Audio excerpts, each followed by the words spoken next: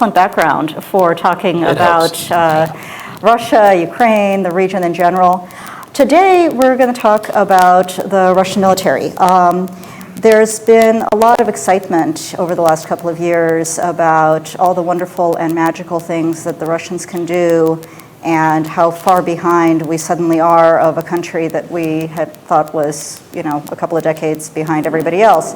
So Keir is here to tell us why all of that is wrong, what we should and should not be concerned about vis-a-vis Russia, and where Russia has actually made strides, where it has developed new capabilities, and where there's real continuity. And there's a fantastic report that's right out there that he has written that I encourage you to read.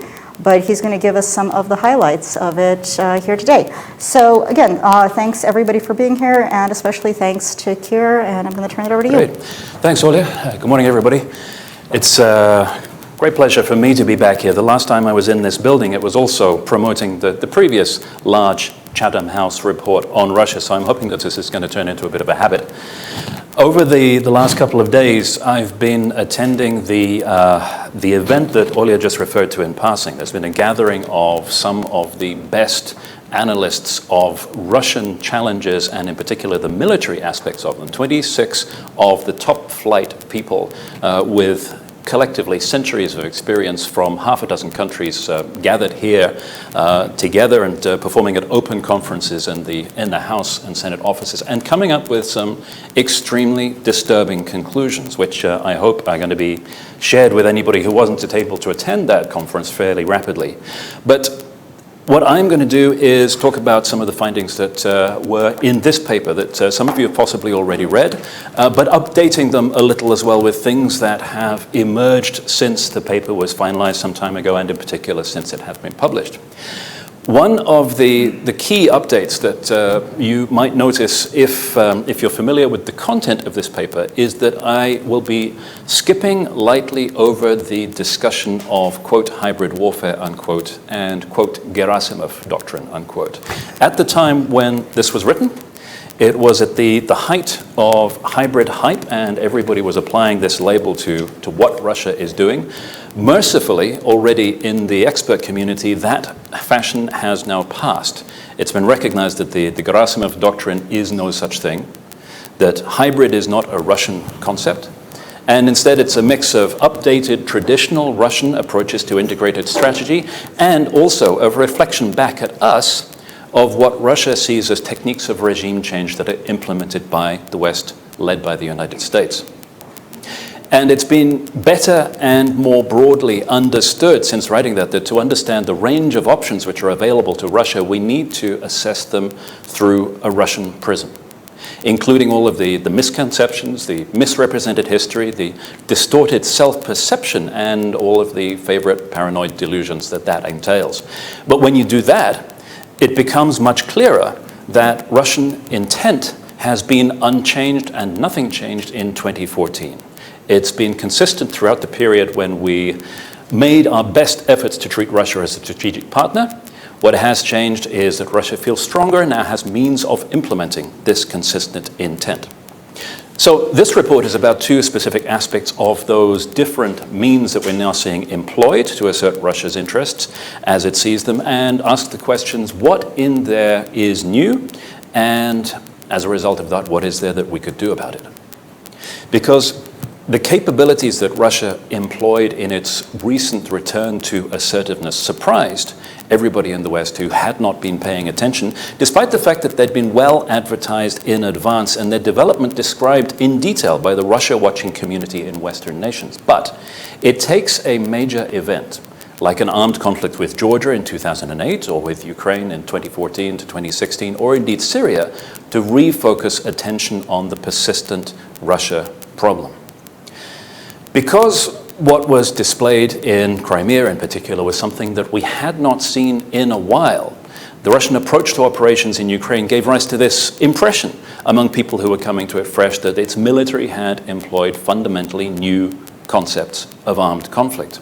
And so this widespread adoption that we had of phrases like hybrid warfare, like Gerasimov doctrine, reinforced this perception of novelty, but was really just indicative of a search for ways to conceptualize and make sense of a Russian approach to conflict, which had been consistent in previous iterations, but which the West simply at first sight found unfamiliar because we do it differently. But the techniques and the methods which were displayed by Russia in Ukraine have roots in traditional Soviet approaches. Since the end of the Cold War, Russian military academics have displayed an unbroken and consistently developing train of thought on the changing nature of conflict and how to prevail in it. And that includes, but is not limited to, the successful application of military power. In other words, while their military was largely broken and incapable and they were not able to fight wars, they were extremely busy thinking about it. But that does not mean that there was a break with the past. They were building on previous experience. Even the quote, little green men, unquote, under the umbrella of implausible deniability, which for many is the defining feature of the early stage of Ukraine operations, is actually perfectly normal and should not have caused all the surprise it did. The best examples, of course, are the seizure of Prague in 1968, Kabul 1979, but also look in previous history at Angola, Syria in previous iterations of Russian deployment, many other places where Russian specialists and advisors and combat troops are officially not there, despite everybody knowing that they are. Plus, of course, it is not just Russia that does this. This is perfectly normal practice, so it is a little strange that it caused so much surprise and was treated as something which was entirely new. So, despite the modern technological enablers that I'm going to be discussing in a moment, Russia's intentions and actions throughout the Ukraine conflict have been recognizable from previous decades of study of the threat to the West from the Soviet Union. So today, as in the past, what the Western planners and policymakers have to consider and plan for is not only the potential threat of military attack by Russia, which is remote, but for the actual threat of Moscow's ongoing subversion, destabilization, and active measures intended to achieve strategic effect without resorting to military conflict. So, in this report, what we did was look in detail at two specific tools for exercising Russian power: the armed forces of the Russian Federation and how they had developed recently, and on the other hand, the state's capacity for information warfare. In both of those fields, Russia's capabilities have developed rapidly in recent years to match its persistent intentions. The most visible demonstration of that was the unprecedented near-total transformation of Russia's armed forces since 2008. Anybody who looked at the pictures of the Russian forces in Georgia 6 years before and the Russian forces in Crimea saw immediately the differences that had been brought about in their equipment, their training. But this should not have been news, because this had been well advertised throughout the development process and demonstrated previously by Russia. The reports coming back from defense attachés sitting in Moscow and realizing what was going on should have made sure that this was really not such a surprise. Much has been written charting the progress of Russian military transformation, re-equipment, rearmament. Publications from about 2011 onwards started to warn that it had entered its final phase, and Russia now considered that it had a military tool which was approaching being close to use. Therefore, the neighbors of Russia needed to pay attention. But what's important is that this transformation and the accompanying rearmament program are continuing, and the Russian military is benefiting greatly from its ongoing training, as they define it, under real operational conditions in Ukraine and Syria. That's a point which is sometimes overlooked in the current snapshots of capability of the Russian military because it's not static. The ongoing development is hidden. It's a rapidly developing phenomenon. Not just in terms of re-equipment, but also in terms of continuing reorganization. We are told now that yet another organizational reform of the Russian armed forces is planned based on the experience of deploying to Syria. They want to shake up the org chart once again in order to make overseas deployments easier. Meanwhile, of course, they are also internalizing and applying the lessons that they are learning from both Ukraine and Syria on all levels: tactical, operational, and strategic. So, Any individual picture that you have of Russian capability at any given point needs to be taken with the caveat that it is moving fast and developing fast, and it's not going to look like that when you encounter it. Because Russia's now demonstrated both this capacity of its conventional capabilities and willingness to use them. Just as with Russia's return to economic power a decade ago with the sudden advent of high oil prices and revenues led to an immediate increase in assertive and damaging actions against its neighbors. So the military trend over that same period, over the last 10 years with sudden massive investment, appears set to continue. The more Russia develops its conventional capability, the more confident and assertive it becomes and the more willing to use it. And this includes direct military intervention. Because despite the perception of Russian operations in eastern Ukraine as irregular warfare or hybrid warfare, it was a large-scale conventional military cross-border intervention in August 2014 that brought to a halt the previously successful Ukrainian government offensive and stabilized the front line close to the one which is currently, notionally, holding under the Minsk agreements. And this readiness to use military force will only have been heightened by the experience of campaigning in Syria from October 2015 onwards. The February 2016 Syrian ceasefire agreement, which was concluded on Russian terms, in particular confirms for Moscow once again that assertive military intervention is an effective means of achieving swift and positive foreign policy results to resolve the challenges that they see. And it also confirms a trend. In Georgia, in Ukraine, in Syria, a ceasefire agreement drafted in Moscow has got international support and approval and has been imposed on Russia's adversary. But the drafting in Moscow leaves Russia the freedom of maneuver to interpret the agreement as it chooses, usually to the letter as opposed to the spirit, leaving the Western co-signatories confused and baffled and thinking that they're in breach, but no, they're not. So at the present moment, there's no reason to think that Russia will not continue to see this as a viable option and the swiftest way of getting good results with little downside, with brief reputational damage but eventual international endorsement. Now already we see European powers groping for excuses to end sanctions against Russia and latching onto the Minsk protocols as a fig leaf, as a way of pretending that Russia is behaving itself in order that you can return to business as usual.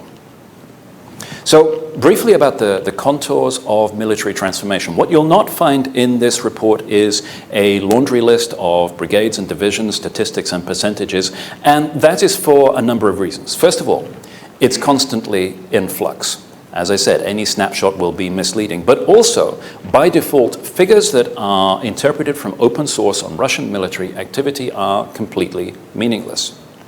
So it is impossible to reconcile the numbers of units and men between different Russian official statements, and this key criterion for modernization, which is an aspiration for a certain percentage of what they call modern weapons, depends on a criterion for modernization, which is never actually specified. Or, to be more precise, it's specified regularly, but you never get two interpretations the same. So it is a highly flexible definition of what constitutes success in transformation. Similarly, at an early stage, they decided that they wanted to have permanent readiness units. In fact, as early as 2009, then Defense Minister Serdyukov said, "We have achieved military reform, we have permanent readiness units." That phrase, again, is defined in multiple different ways depending which Russian military source you consult or which general you happen to be able to talk to on the day. As a result, as a progress indicator, the Russian statements of what has been done are to be taken with shovelfuls of salt, and instead you need to judge by what is actually seen on operations. There you see the resolution of challenges that they experienced during the armed conflict in Georgia, demonstrated at the early stages of Ukraine. Resolved issues of command and control, organization into battalion tactical groups, deployment across distance, sustaining large formations in the field with no very evident degradation of capability. All of this reform effort dates back to shortly after the Georgia war, but it addresses problems that were identified very, very much earlier, in some cases back as far as the experience of the First Chechen War. The snap exercises, including high mobility, moving troops from one end of Russia to the other to unite them with equipment, actually started during mobilnost exercises a decade ago in 2006. It's simply that at that point, nobody was paying attention. These things have been coming for a long time. We should not be as surprised as we have been. But thanks to Ukraine, we do now have a window into how Russia is operationalizing these lessons. The feedback from US and other training teams that are working with the Ukrainian army is invaluable in assessing how far they have come. At the same time, of course, as we know, because it's been reported widely, they bring back lessons on what Western militaries must urgently brush up on and skills that have not been needed in decades, plus others that are substantially new. I'm referring to the ones which are well-known and well-reported, like the experience of being under intense and sustained Russian artillery bombardment, of being swarmed by UAVs, of being subjected to intensive electronic attack, of having your cyber capabilities degraded, and in particular of the special vulnerability of young soldiers with connected personal electronics making themselves a target and opening themselves to personal attack. In Syria, we've seen this Russia making best use of the more direct interaction between their air defense systems and their aircraft and Western and Israeli aircraft, far more effective for them in learning tactical lessons than the probing flights towards the airspace of adversary nations, which are continuing. One thing that's come up in public discussion recently is the way Western militaries must also leave behind the presumption of air supremacy or even air superiority in confrontation with Russia, because this intensive practice for war, which is going on in Russia, not just at land, but in the air and subsea domains, exacerbates this problem. That at a tactical level, in confrontation with Russia, there will be a profoundly different combat environment to the experience of a whole generation of NATO armies. For all of this military activity, information warfare is an essential enabler. We hear now from Russian generals with experience of operations in Syria. They say now that information operations are 50% of all of their military activity, which I suspect is one of those 93% of statistics that is made up on the spot, but it does indicate how seriously they take it. More seriously, they say, yes, information activities now are placed absolutely at the forefront of all military operations, because if they succeed, we don't need to undertake the military operation. So what we see exercised by Russia is a collection of defensive and offensive measures in the information domain which are designed to create a permissive environment for Russia to take steps which otherwise would be resisted or interdicted. Now, Russia's practice of information warfare too has also developed rapidly, but it still follows key principles that can be traced right back to Soviet roots. And the development from there has consisted of a series of adaptations following failed information campaigns by Russia, accompanied by eventual successful adoption of the internet after a long period when Russian security thinkers struggled with the concept of an entirely free and open mechanism for exchanging information. You can broadly break these measures down into defensive and offensive ones. On the defensive side, there is isolating your population, reapplying old Soviet means of information control which were designed for centrally controlled print, television, to the internet, which works entirely differently. There is this popular notion that President Putin does not understand the internet, but he's not the only one. The tension between Russian commercial internet service providers and the security structures, which went on from the very early stages of the introduction of the internet in Russia, has only recently been resolved, but it is resolved conclusively in favor of the security structures which have applied the controls. They have applied an information security doctrine which is unchanged since Soviet times and was last iterated in 2000.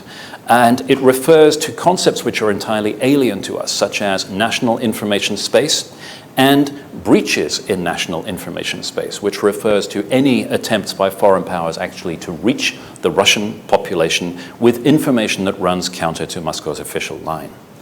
What this means is that foreign broadcasters from this country and elsewhere need to invent or resurrect means of reaching the Russian population, which at the present moment are ineffective. It's hard to see how that can be done because Russia has already preemptively put in place highly effective countermeasures to make sure that that doesn't happen. On the offensive side, we see tactics of subversion and destabilization and active measures which remain unchanged from Soviet times and are a constant threat to Western societies because they leverage a range of vulnerabilities which are different in different societies but include key ingredients such as a liberal media with an imperative of either balance or showing two sides of either argument, and a strong sense of independence from national interest. And secondly, and this is really important, a lack of threat perception, a lack of consciousness that there is already a series of attempts by Russia to influence public opinion and policymaker opinion in foreign countries in order to prepare the ground for assertive action in the future. The principles remain the same, but the current state of Russian practice here too has developed substantially. You can trace key steps in the evolution of the principles and approaches that are applied by Russia over the last 20 years as Russia failed in information campaigns and experienced a series of setbacks as they had to adjust, first, to having lost the levers of international political support that the Soviet Union enjoyed, and second, to the appearance of the internet. But they honed and refined their approaches and learned from failure and reinforced success. So the state of play at the beginning of the Crimea campaign, just like in the military domain, was the result of a major overhaul which was implemented after the start of the armed conflict in Georgia 2008, when there were heated debates in Russia not only as to their own military performance, but also as to whether they had won or lost the information war. They identified failures and they remedied them. They looked at President Saakashvili speaking to international audiences in their own languages, sitting in front of an entirely misplaced EU flag, and compared it with their own performance of belated and stilted press conferences in Russian by the entirely characterless Deputy Chief of the General Staff, General Nogovitsyn, and thought, no, we can do better. So what did they actually implement after Georgia in 2008? Some things were very visible, like the presentation style, the press conferences, the integration of different elements of the Russian information machine to bring them to greater consistency. Other things were less so, like the recruitment of influencers with language capability at varying levels, and of journalists to work in the new structures like RT, Sputnik, and a wide range of others that are less well known, by tempting them away from their jobs in print media or independent media with offers of doubled or tripled salaries. The result, as we know, is that Western leadership and media and populations were entirely wrong-footed by the competent and coordinated disinformation campaign that surrounded Crimea. One of the obvious examples was, once again, the Little Green Men. Reports direct from journalists in the field who were identifying that these were Russian troops, where they came from, were spiked by editors in their national capitals because they were baffled by the inexplicable Russian denials. We have a series of reports where we can trace through this process and see exactly how the Russian disinformation efforts prevented those reports from actually reaching populations in Western capitals and therefore the decision makers who were trying to work out what exactly to do about Crimea. You might have thought that at this stage, now that we know this, we would have learned from this and the same tactic would not be effective again. Unfortunately, there's a case study available in the announcement of the Russian, quote, withdrawal, unquote, from Syria, which shows that President Putin can indeed say that something is happening, which is the actual opposite of what is happening in real life. You can describe the establishment of a permanent presence in a foreign country as a withdrawal, and the Western media will report it faithfully back in their national capitals because they have forgotten already that statements by President Putin are not a reliable indicator of where Russian troops are and where they are not. There are other misconceptions about the nature of Russian information campaigns and how best to counter them, which are important. And in particular, one of them is the notion that successful countermeasures to them consist entirely in rebutting obvious disinformation wherever it's possible. Russian disinformation campaigns continue to be described in Europe as failing because of their implausibility, because the narratives and the individual stories are so obviously false. But if we apply Western notions of the nature and importance of truth, This approach measures these campaigns by entirely the wrong criteria and fundamentally misunderstands their objectives. In order to assess whether these campaigns are succeeding or failing, you have to look at them from Moscow. We still emphasize truth against absurdity, but credibility is just not a metric of success for Russia in information warfare. They are no longer interested in the idea of selling Russia as an idea or the Russian model, as once upon a time they were in Soviet times. They're often not even seeking to be believed. In 2014, shortly after the beginning of the Ukraine crisis, the Moscow International Security Conference heard an unusually frank description of information warfare procedures from Nikolai Bardyuzha, the Secretary General of the CSTO, that the key phrase which needs to be repeated over and over again that he explained is that in information warfare, the side that tells the truth loses. That is the Russian approach, and that is why we should not be measuring plausibility as an indicator of success. There's even a further asymmetry in the ease of creating disinformation and making sure that it's disseminated and it survives, thanks to the internet, and how painstakingly hard it is to counter it and to reach the same audiences. If we engage in this, we will be chasing our tails and investing vastly greater resources than it takes to create this information. And we know from experience that Russia is always content to throw greater resources at simply causing problems for the West than we would think plausible or sensible. The danger is where the Russian promoted narrative becomes the standard in public opinion space and therefore penetrates from that opinion space into the decision or policy making space. This need not be some obvious dramatic example like the appearance of unmarked Russian troops. It can be subtle and part of laying long-term groundwork for future Russian actions. We see examples of both of those happening at the moment. If you take the instances of Russian flybys in the Baltic, assertive and, let's face it, extremely dangerous actions against US warships and aircraft by aircraft out of Kaliningrad. They create the impression, which is now being furthered by Western media, that the United States is being dangerously provocative by simply being physically present near Russia. This lays down the basis for demanding space for Russia, in effect a de facto exclusion zone, and starting to squeeze the United States out of the Baltic Sea in the same way that the same process is happening in the South China Sea. That, of course, would exacerbate the already deeply unfavorable situation for defending the Baltic states in times of crisis, and therefore would work very happily for Russia.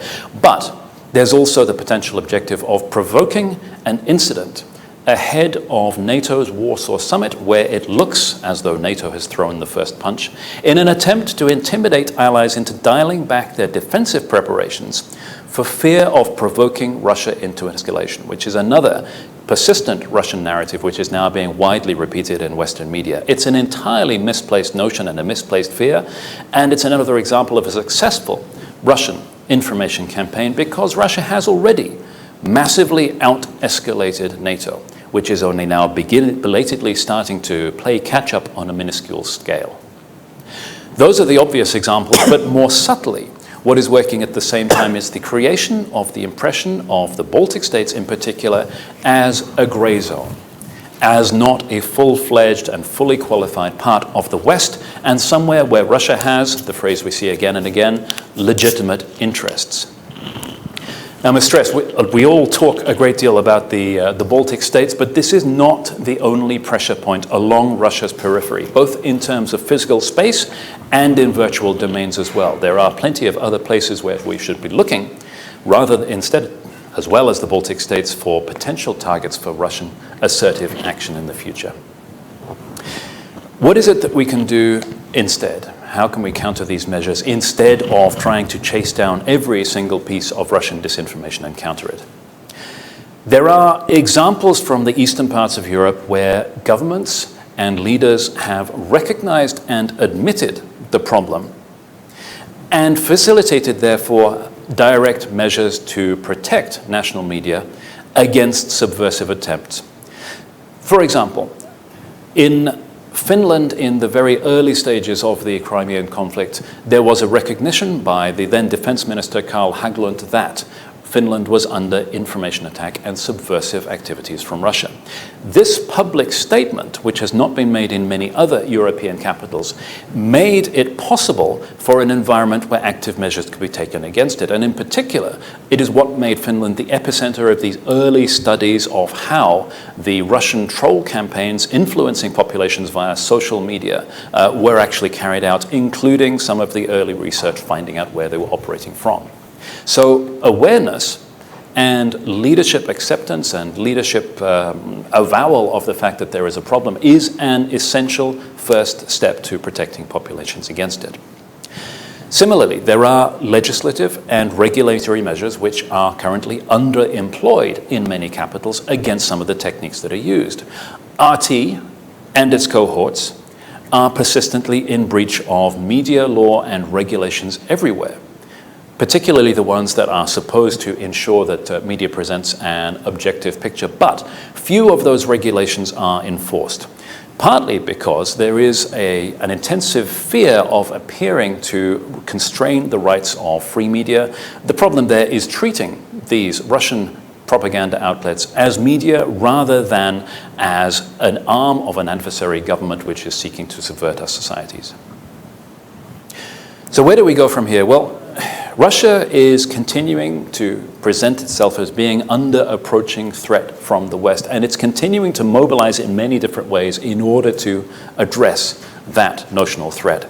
Russia's security initiatives, whether or not it presents them as entirely defensive, are inevitably going to have severe consequences for its neighbors. And Russia's growing confidence in pursuing its objectives will make it even harder for the West to protect itself against Russian assertiveness without the implementation of measures to preempt it, to resist Russian information warfare on the one hand, and without the availability of significant military force, because that is the key determinant of national power when seen from Moscow, to act as an immediate and present deterrent where it's needed to further military adventurism or to other measures which rely on there being no robust response from the target nation. So, in short, as we've argued in this building before, Russian military interventions and the associated information warfare campaigns over the last 2 to 3 years have not been an anomaly. Instead, they're examples of Russia implementing its long-standing intent to challenge the West and amend the current security order now that it feels strong enough to do so, to correct what it sees as the historical mistakes of the last 25 years. In that respect, nothing changed in 2014. What we see is the persistent Muscovite zero-sum attitude, which necessarily means that in order to reinforce its own standing, Russia must challenge the United States, both directly, but most directly and immediately through challenging its allies and trading partners in Europe. And this applies whether or not the threat has actually been recognized here or near in Europe, and whether or not European allies are actually prepared to start investing and taking an interest in defending themselves. For experts with knowledge of Russia, and especially with a depth of historical knowledge, like the ones who were at the conference over the last couple of days, they know where this is going because they have seen how often it has happened before. And the experience is like being in a slow-motion car crash from the passenger seat when the driver has fallen asleep at the wheel. And I'm not just referring here to the United States. This is repeated across European capitals. For Western governments and leaders, an essential first step towards a more successful, more stable, less crisis-prone management of the relationship with Moscow would be just to recognize that the West's values and strategic interests and those of Russia are fundamentally incompatible. But unlike the West, Russia will in fact act to assert itself in pursuit of those interests. I'll end there. Thank you. I thought that was a fantastic presentation and really rich in analysis and data. And I have been scribbling notes all the way through, so I could kind of sit here and pepper you with questions and discussion points. So what I'm going to do is try to combine 3 into 1 question for my moderator's prerogative, and then turn that over to the crowd. You told a very compelling story of Russian learning in the information warfare context. I'm I'm curious how good they actually are at learning, because I know how poor most military organizations and nation states are at learning. I mean, you also told a compelling story of us failing to learn on the Western side. And kind of roping into that, this question of the new reorganization. We hear different things about reorganization, right? We hear that it's a response to lessons identified in Syria, certainly not Ukraine because nobody's in Ukraine, but perhaps Syria. We also hear about the bureaucracy pushing back against the reforms, about Shoigu being more beholden to the military than Syrzhikov was, and the potential that actually these new changes are rolling back some of the things that have made Russian successes possible. So fundamentally, how good are they at learning? And what's your take on these reforms? Are they smart reforms? Are they dumb reforms? Are they going to make Russia more or less capable? I see where the three questions come together. If you measure it by results, they have been strikingly good at reinforcing success and abandoning failure in all of the reform efforts they have undertaken, particularly since 2008, 2009. But the start of that process was indicative of just how hard it is to get anything done.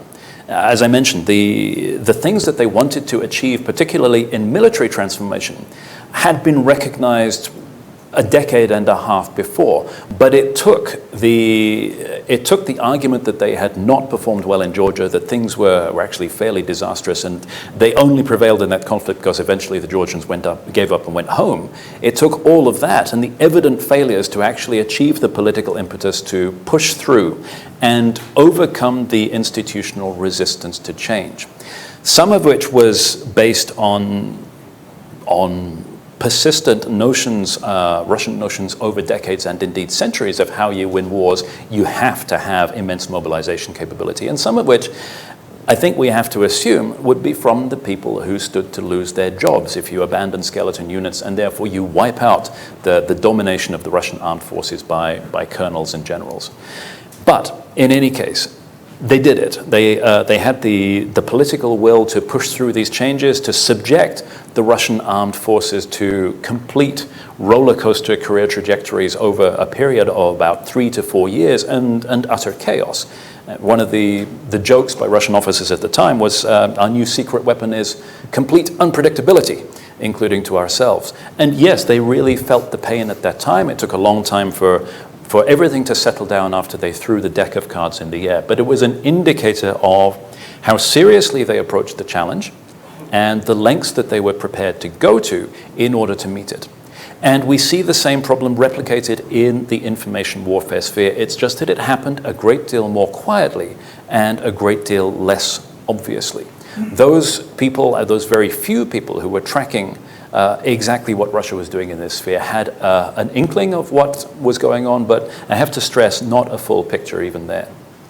In terms of whether it's successful or not, again, I come back to the point that by default, we don't include in reports like this one verbatim accounts of what Russia has promised it is doing. Instead, it's a case of looking at the actual results. Whether the latest set of changes is actually rolling back things that have been successfully implemented in terms of operations in Ukraine and so on, we won't know until we actually see what happens on the ground.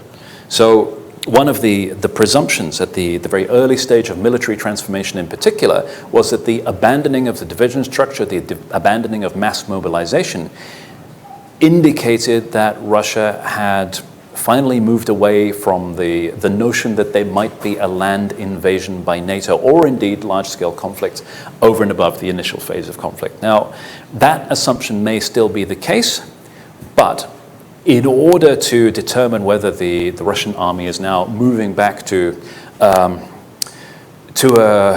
notion of the necessity of depth for protracted conflict, we'll only be able to see when this latest round of change actually is completed. All right, thank you. I'm going to turn this over to the crowd and see what questions you have. Right in front. Irv Chapman with Bloomberg and a one-time Moscow correspondent in the Soviet era.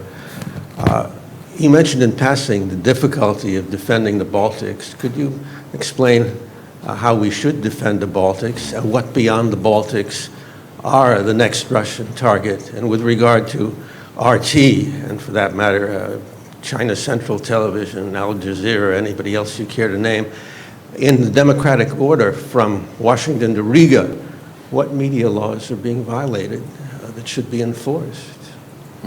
It's no crime to lie.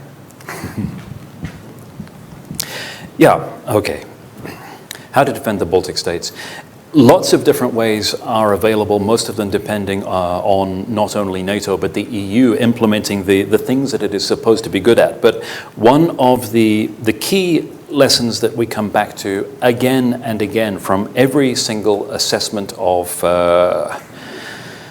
the situation of the Baltic states and of the potential aspirations of Russia comes back to one and the same conclusion, that there is just no substitute for substantial forward deployment of forces from NATO allies, ideally NATO allies with nuclear weapons, in order to close off a wide range of different opportunities for Russia to take assertive action. And that, I'm not talking there specifically about a full-scale military invasion. A lot of people talk about it, but it seems a fairly remote option because there are so many other ways in which Russia could achieve its objectives in the Baltic states, which would be a great deal cheaper and expose Russia to a great less public criticism and risk of countermeasures from NATO. Even if they may assess that that risk is remote, it is something which they would rather avoid.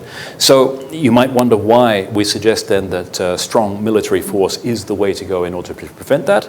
It's because it prevents not just straightforward military assertiveness, but also, as I mentioned before, any other measure against the Baltic states, including those which people bracket under the hybrid warfare concept now still, which relies on there not being any means for those countries or for NATO to respond assertively.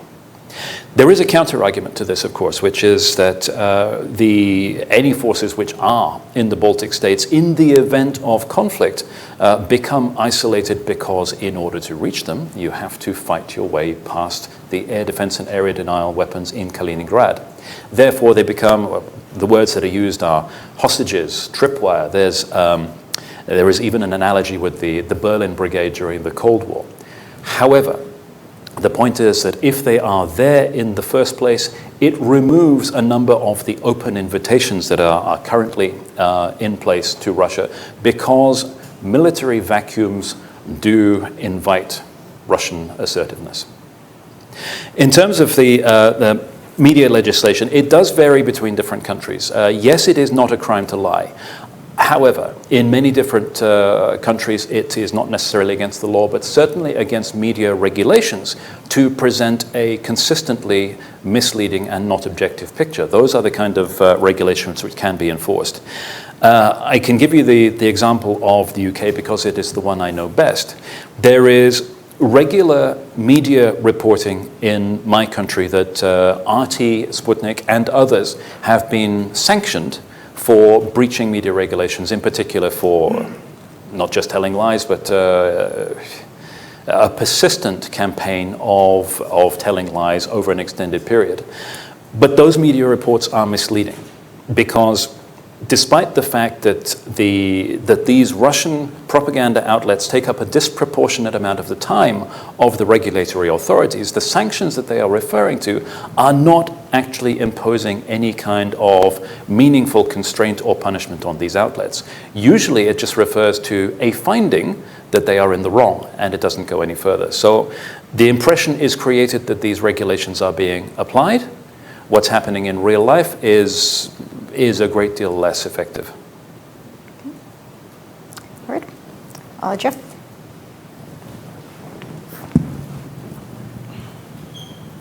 Jeff. Other Jeff.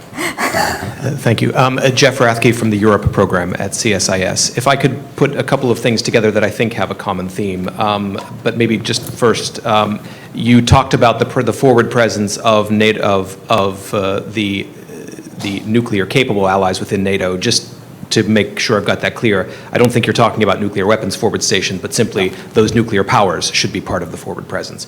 I'd be interested in your views on, keeping in mind your comment about the Russian president's statements about where Russian troops are and are not necessarily being the most reliable indicator. But to step back from that, what degree of fidelity do you grant to Russian doctrinal and policy statements on military and political military matters?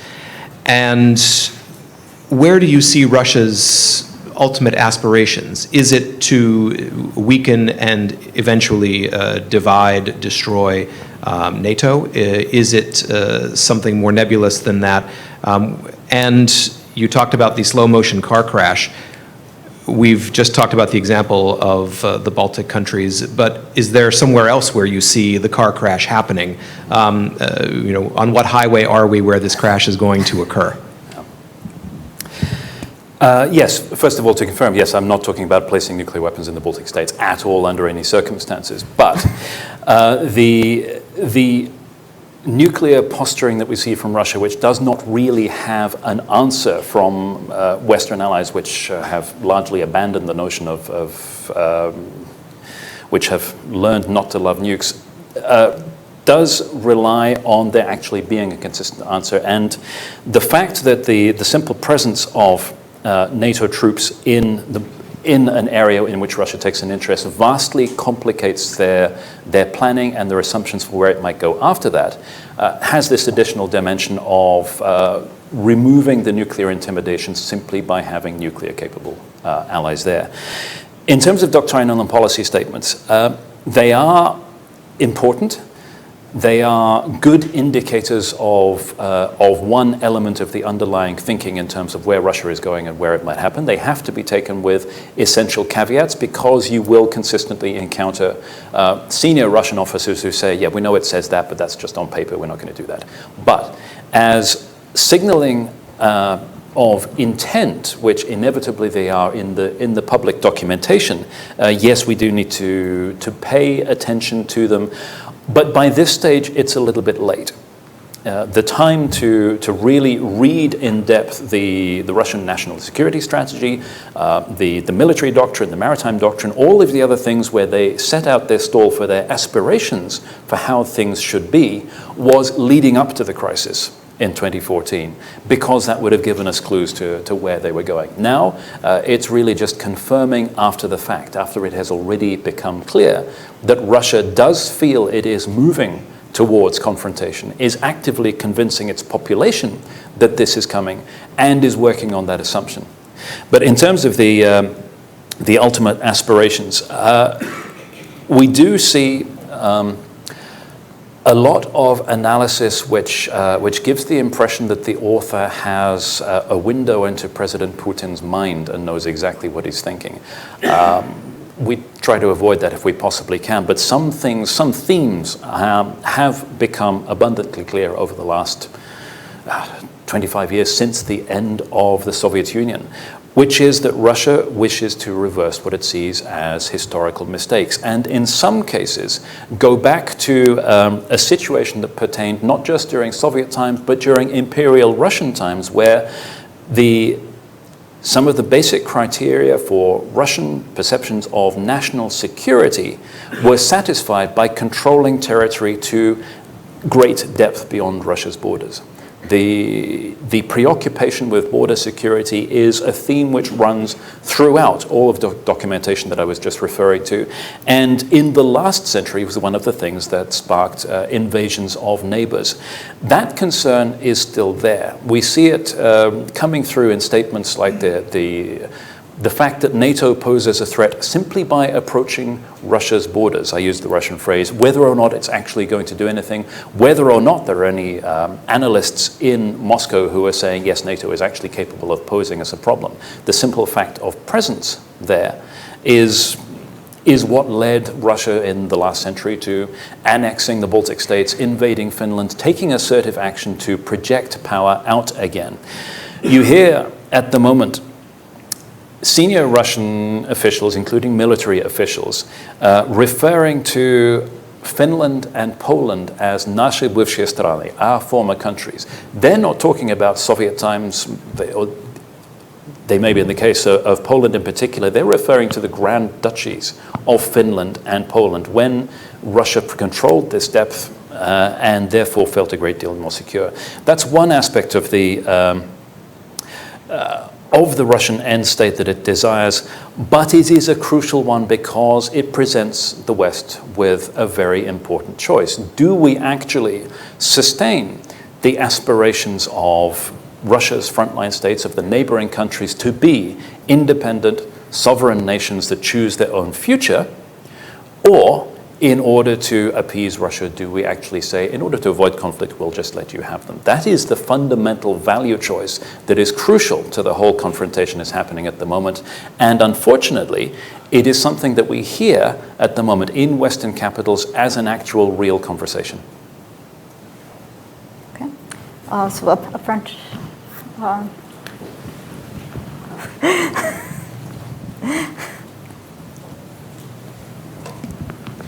George Helashvili from Georgian Embassy. We have had now 3 episodes of military intervention very clearly defined. And as you mentioned, there seems to be a tendency of such interventionism, the new interventionism, so to speak. Do you think there is a culture developing that combines together military intervention and information warfare that can actually become self-propelled despite and independent of a grand strategy? Thank you. I think it is a danger. I don't think that it is necessarily the case that President Putin and his close advisors are getting a taste for military intervention per se, but I think it is almost certain that they are getting a taste for the success that it brings. So while we do not necessarily need to assume that the next Russian assertive anti-social action necessarily includes an overt military component, certainly again and again they have seen that this is an ingredient which brings success. And as I've said before, the reputational damage is short-lived. The economic damage that they're suffering at the moment is not primarily as a result of sanctions, and eventually they know that there is a pattern of them receiving international approval for what they've done. And that is a very clear trend. The Georgian ceasefire in 2008 imposed on Georgia by a French president.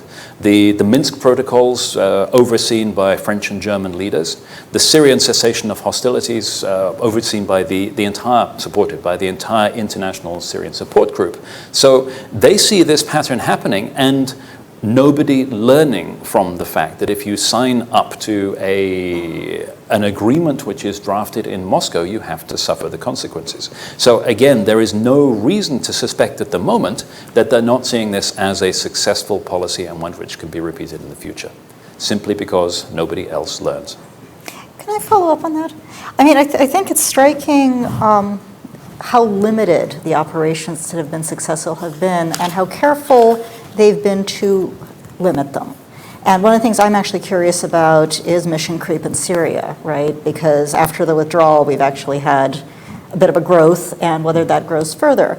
And what that means for future adventures elsewhere. That there, kind of when I look at projections of what war looks like, they tend to involve the Russians throwing everything they've got at Estonia, which I find a little difficult to credit. But I find it even more difficult to credit when I look at how they're actually fighting, right? We're talking about the Russian way of war here. The Russian way of war right now seems to be keep it small and keep it manageable. So, are they getting, insofar as they are or not getting an appetite, is the appetite they're getting a fairly small one? Do they prefer the appetizer? I think you just need to assess it in terms of the objectives that they seek to meet. We heard these predictions over the course of about 18 months that there was going to be an all-out assault on Ukraine, an invasion, a push on Mariupol, a running land bridge to Crimea, etc., etc., etc. But this made no sense whatsoever when looking at the military resources at Russia's disposal, or indeed what it was that they actually wanted to achieve in Ukraine. Occupation of the country was never going to be a viable option for doing what they want. The limited military intervention instead has achieved possibly not the objectives that they originally went in with, but certainly it has satisfied the fundamental criteria of making sure that Ukraine is not a Western stab at the heartland of Russia. Similarly, in Syria, you said after the withdrawal, what withdrawal? Right. The objectives have remained consistent. The way in which they seek to achieve them have remained consistent. The number of military advisors in Syria has reduced. Russian military advisors has reduced now that they have achieved their aim of setting up the Syrian army with its Iranian and Hezbollah right and left flank in such a way that it's self-sustaining. So yes, they do not need to mount a larger military intervention in order to achieve their objectives. Okay. In back, first to my right, and then we'll go to the left after. Thank you. Henry Hedger, retired government. It's often been said the pen is mightier than the sword, and I wondered what your feelings were on the sanctions situation. It clearly hasn't brought Russia to its knees, but they have been hurting. And of course, oil crashed, a separate issue, but it's regaining a bit now. Do you foresee Russia coming to the peace conference more quickly, or will it just take years? I think anything we're dealing with now is going to take years. I think the notion that there is any short-term resolution to the Russia problem is unfortunately misguided. No, sanctions haven't brought Russia to their knees, but then they were never actually designed to. One of the problems that we see with the implementation of sanctions on both sides of the Atlantic was the failure to communicate in the very early stages exactly how they were supposed to work and what they were supposed to do. That they were not a blunt instrument to beat Russia over the head and force immediate compliance because you're crippling the Russian economy, but instead were supposed to be a slow burn tool with specific objectives, some of which are being achieved, such as, for example, compromising the high-tech elements of their military rearmament program, drawing the teeth of their upgrades of equipment, and so on. The fact that that wasn't put across in a coherent and understandable way when sanctions were first implemented exacerbates the problem of people wanting to abandon them now because they suspect that they are not working, which adds into the European problem of wanting to go back to business with Russia as usual as soon as possible because of the pain that it is causing to European economies. So the problem with the sanctions is not that they are not working, it is more a question of perception and communication. But with that and with your related question about the price of oil, we come up against one of the truisms about Russia that we've discussed in detail at the previous military conference over the last couple of days, which is that it is inevitably the case that Russia will put up with more economic pain than we would consider sustainable in Western liberal democracies, including degradation of its citizens' standard of living in pursuit of national glory. Again and again throughout history, we see this happening. The extent to which individual Russians' lives have been affected by this, I think, is sometimes overstated, but we know it is sustainable for longer than many people assess. If you look at the current group of individuals who are taking decisions on behalf of Russia, the economists have been squeezed out. Despite the fact that Putin says we must not repeat the mistakes of the end of the Soviet Union where we spent ourselves into collapse chasing an arms race, you see the same patterns of behavior being repeated because there does not seem to be the moderating influence of anybody saying, well, the long-term consequences of keeping this up are going to be incredibly damaging for Russia. So the guidance for decisions is on security concerns, not on whether it's affordable, which means that they will always be able to throw money at weapons for longer than we think they can. Okay. Paul. Thank you, Paul Joyle, NSI. Thank you for your measured, informed, and sober approach to this problem. Two questions. One related, I think it's a very good point concerning you cannot compete on the level of whack-a-mole of every lie. So that's a tactical approach. But what about the strategic approach of our focusing our resources on delegitimizing the regime itself, which was a central part of what we did during the Cold War. And that includes heavy use of covert action. It's more than just a public event, so I'd like to have your comments on that. And secondly, about electronic warfare. It's quite clear from my studies in this field that even in Yeltsin's first national security address, the investment strategy in this area was laid out. Could you tell us a little more detail about the equipment that's coming online? I'm especially interested in Kashuka 2 and 4, and are they deployed in Ukraine and Syria to protect the SAM systems? Thank you very much. Okay. Yeah, first of all, how to counter in a proactive manner Russian disinformation and how to actually not be entirely reactive as we are at the moment. As I mentioned, that the key problem is that Russia saw this coming and therefore has already put in place measures to try to prevent any of the kind of activities that you might be thinking about, along with perfectly innocent activities like simply bringing Western news not filtered by Russian state media to the Russian population. It is vastly more complicated to do that now even than it was during the Cold War for, in some cases, some very simple reasons. If you had the sector of the Russian population during the Cold War which was interested in hearing foreign news and hearing something which was not the official Soviet picture, they had the option of sitting in the kitchen at night with their shortwave radio, listening to Voice of America, BBC World Service, whatever. So that channel was open. Now, if everything is only available through the internet, and there is the filter in between Russians and Western media of the inner SME service, which purports to be a window into the world, but in fact distorts, obfuscates, selects selectively. If you want to go and look at foreign media websites, if you want to go and gather opinions from outside Moscow, doing it via the internet, there is no way of doing so without the knowledge of the security services. Because by default, your activity on the Russian internet is tracked and recorded by the SORM system with immediate access to the FSB. That will already produce a chilling effect on people who might have taken an interest in what's going on in the outside world, or might have sought an alternative version of events for what's happening even in their own country. So the problems are greater than they were, and it will take some very creative thought. I know people like the Broadcasting Board of Governors and others are putting a lot of thought into this.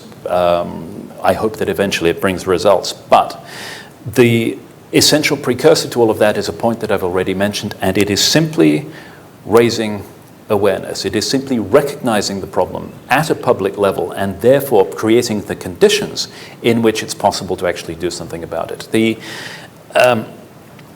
During the Cold War, we had a number of different specialist agencies in different countries which were tracking and recommending ways of countering these activities. Like, for example, in my country, International Research Department, it was called, with the Foreign Office, here the Active Measures Working Group, reconstituting those and actually peopling them with the kind of specialists that have the depth of expertise and of knowledge to recognize the trends and recognize the dangers of where disinformation ends up would be another essential first step. We don't see it happening yet. There is an EU External Action Service task force which is dealing with Russian disinformation. It is hard to discern in its activities anything which goes beyond the simply tracking and rebutting stage. The proactive step of actually doing something to address the problem does not yet, at least on a public level, appear to be evident. Coming to your second question, let me stress I'm not a techie, I'm not an EW guy, I'm not an old crow. I don't know where the krasuchas are because we work exclusively from open sources, so anything that we find is going to be A, out of date, B, unreliable. However, the point that you're making about the Russian focus on this from a very early stage and building up these capabilities at a time when they were being spooled down in Western militaries, I think is a symptom of the emphasis right from the very beginning of the 1990s on finding asymmetric ways of countering Western military power. Recognition after 1991 that there was a necessity to find a new way of countering the capabilities that they saw displayed in the Gulf, and immediately looking for points of vulnerabilities in Western militaries and how to exploit them. I think that's the context in which we need to see these deployments. But as for where they are, you'd have to ask somebody on the dark side, I'm afraid. Assuming they know. Okay, let's, all right, over here.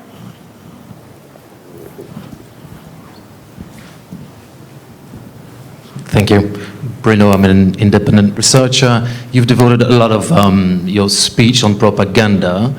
I remember having been on the front line in Lugansk during the first convoy, and there was a lot of media reporting that this convoy was transporting military equipment and weapons, etc., which turned out to be completely false, as we know. So I think a healthy stance on the propaganda is to keep distance from whatever is being said in the media. To move further on, I think within the military in Russia and within the CSTO, you've got a wide range of people. I mean, it's not a unique position. So a lot of them do regret that there is no more active cooperation between NATO and the military. Don't you think that it would be perhaps a good thing to resume that and de-escalate a bit the situation? Thank you. Yes and yes. The distance from propaganda goes to one of the recalibrations of Western media approach, which I think would be extremely helpful, and that is replacing the fixation with balance with a need for objectivity. The fact that the two have been confused, the fact that reporting all sides of the story is taken as being objective, is a major contributor to Russian disinformation campaigns. Because when you have a Western media editor seeing all elements of the Russian media machine from the president of the Federation down to the lowliest foot soldier in the Kremlin troll army, all saying the same thing, they feel that they have to repeat it because that is the news. But all that does is reinforce and validate the Russian disinformation, because it is repeated normally without qualification. If, on the other hand, you were able to inculcate a culture where you can have an objective assessment of whether or not it's actually likely to be true, this goes a lot further towards being empowered to counter Russian disinformation. Now, part of my background is working with the BBC, and that is a particularly egregious offender in this particular respect, because the balance imperative is absolutely paramount. But they're not the only case. They're simply one of the worst. It is particularly in Western European liberal media. It will take a fundamental culture shift to get away from this problem. In terms of whether the blanket ban on contact with Russian military officers is productive, my personal feeling is no, and for a number of different reasons. Not necessarily because it will de-escalate, but particularly because it removes those informal contacts, those track 2 meetings, those track 4, 5, 6, 7 personal contacts, which actually gave us some indication of what was going on in the Russian military. It prevents a lot of opportunities, not only for direct engagement, but also for finding out what is actually happening. So I am not at all convinced, A, that I'm not talking to you is an effective punishment for Russia, and B, that it's productive in the long term in terms of understanding Russian state aspirations, understanding how they might be implemented through the military, and most important of all, understanding what the armed forces are going to look like. Okay. Bill?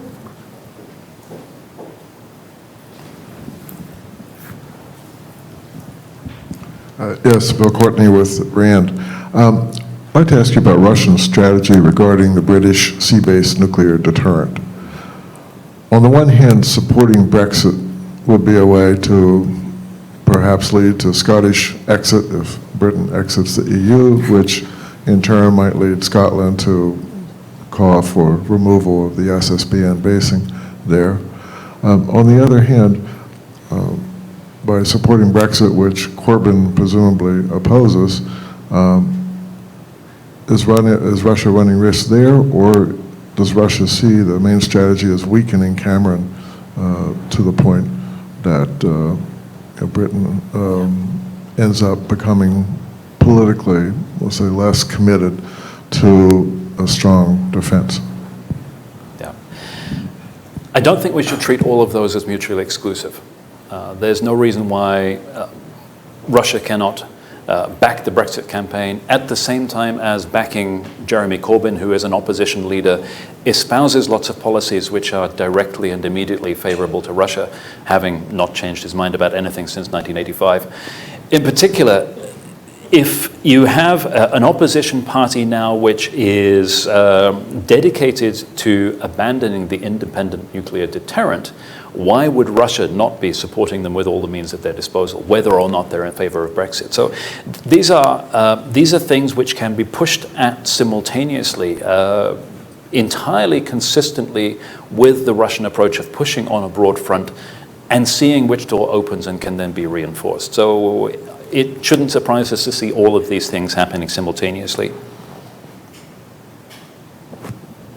Okay, all right, yeah.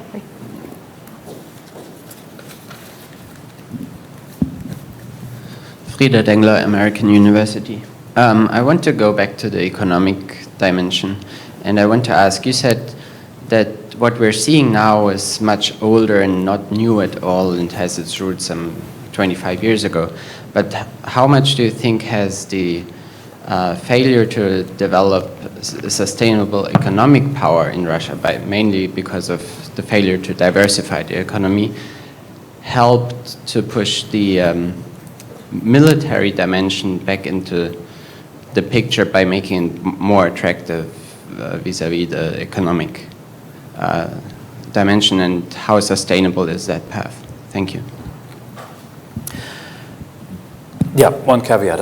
I might have said that some of these things are consistent with 25 years ago. I actually meant a much, much longer term, back into Soviet history, and indeed in some of these aspects quite a lot further back than that.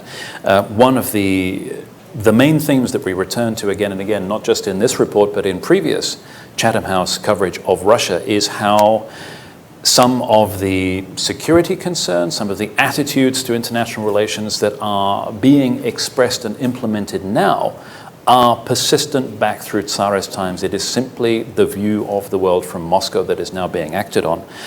In terms of the economy, failure to diversify, does it lead to greater emphasis on military intervention as opposed to other forms of activity? I don't think so. When we are looking at each of these tools of influence against Russia's neighbors, Russia uses them as and when they become available for use. So look back at the time when when military intervention was not an option. What do you see? Blockades, embargoes, energy blockoffs, currency manipulation, anything that was actually available at the time to make the point or to exercise pressure on Russia's neighbors. Take the example of Finland again, which has long and painful experience of simply being in a rough neighborhood and experiencing Russian pressure, not always for obvious reasons. The most recent example of this pressure has been migrant dumping across the border, organized by the FSB. Prior to that, it was an adoption scandal, making the same kind of, putting the same kind of pressure on Finland as was previously exerted against the United States about adoptions of Russian children. Before that, it was a dairy blockade. There is always something, and it's not always obvious what the end state is, except that it tends to go away when a Finnish leader goes to Moscow and actually asks for it to stop. So in a way, it's a form of attention-seeking behavior, as well as all of the other underlying objectives. So is it the economy that the state of the economy that leads to them to use military measures? No, they're just one of the different tools that can be used. How sustainable is it? Longer than we think, but when it is no longer sustainable, as it always does throughout Russian history, it will go unexpectedly and with a bang, and it's going to be messy. Okay. Paul? Paul Schwartz here at CSIS. I'm curious to get your opinion, I know you touched on this briefly, about the wavering in certain quarters of Europe on the sanctions regime, on the consolidated position towards Europe. I know you had mentioned that economic factors are at play, and I'm certainly, that is true that they're playing a role, but it seems like there's a lot of different elements involved here, and I was wondering if you could elaborate on that. There's still a perception there's still a very widespread perception that the current crisis is actually an anomaly. And it's the previous period of trying to be friendly with Russia, which is the norm in relations. If you take a longer perspective, it's actually the other way around. It's the 23 years from 91 to 2014 when the West was striving in the face of all evidence to treat Russia as a postmodern, post-nationalist country like everybody else in Europe, and treating them accordingly, that has created this persistent impression that actually confrontation is not the norm and we can work it all out if we can just be friends.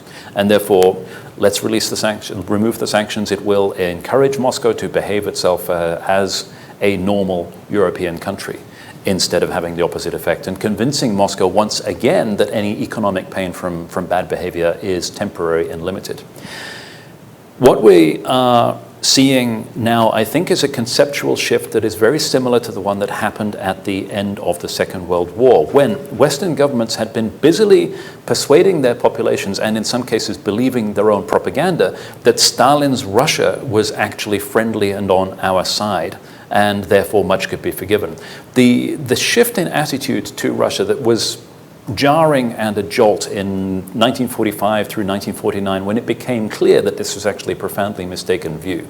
I think we're in a similar period now where it will take time for the recognition to sink in that we are dealing with a persistent Russia which presents persistent problems, and the best way of managing the relationship with Russia is to actually recognize that some things are just not going to be resolved by being polite and diplomatic. Okay, I think we have time for one more question. Do we have one more question? Okay, Jeff. Or actually, in back. Sorry, Jeff, but you'll get another chance, and she may not. What is Russia's intent and view of the world? Sorry, could you give your name and affiliation first? My name is Melissa Kinder, and unaffiliated right now. Great. What is Russia's intent? You mentioned that phrase many times, and their view on the world, from your perspective.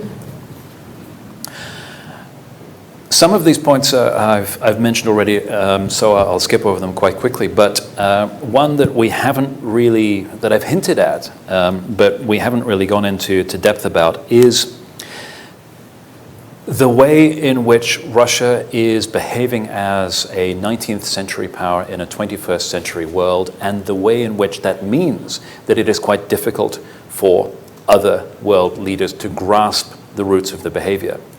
So if you think about what look a lot like imperial aspirations from Russia, place them in the context of 1913, they make perfect sense. Freeze those attitudes during the course of the Soviet Union, which is in some ways an extension of Russian imperial domination over its neighborhood, and then defrost them in 1991, preserve them on ice for a little while Russia is not capable of asserting its interests, and then let them resurge to everybody's surprise in 2014. And I think you get an insight into how exactly this complete mismatch of worldview between Moscow and Western Europe has been arrived at. I think we can actually take Jeff's question. I think we have the couple minutes if he still has it. It may not admit of a short answer. You talked in your presentation about what to do about the unfolding of Russian information and military pressure on the Baltic states and other parts of the Western coalition, NATO and the EU. But the area, of course, where this has been most directly applied is in countries that don't actually have the guarantees that come with NATO membership. And so given that, and given the importance of what happens in these countries for the future of the overall relationship between Russia and the United States, Russia and NATO, how do we cope with the application of some of the tools that you were discussing in, we can call them countries in the gray zone, I suppose? That's one of those things that requires a fundamental policy decision of the kind that does not yet actually appear to have been taken. The choice is very simple. Do we wish to support these countries against Russia, or do we wish to treat them, as you said, as a gray zone where Russia has its legitimate interests, which can be respected? Once you have made that choice, the course of action becomes clear. But again, it will inevitably lead to some form of confrontation and the need for an accommodation with Russia, because it runs directly counter to Russian interests as perceived from Moscow. So the key thing is actually making a decision and understanding that when you see it from Russia, there is no legitimate explanation for EU aims to expand into Ukraine, for example, not expand into Ukraine, accept Ukraine, closer relationship, or for United States interest in Ukraine. There's no rational explanation, as you can see it from Moscow. It has to be a hostile action. Parse Western actions through that prism, and it becomes clearer how exactly to engage in the conversation with Russia about how things are to be in the frontline states, in the states in between, those which are not members of NATO and the other vulnerable areas around the world. Okay. Thank you so much, Keir. Everyone, thank you for being here, but please join me in thanking Keir for holding forth on this really interesting, fantastic conversation, which I, for one, really enjoyed. Thank you.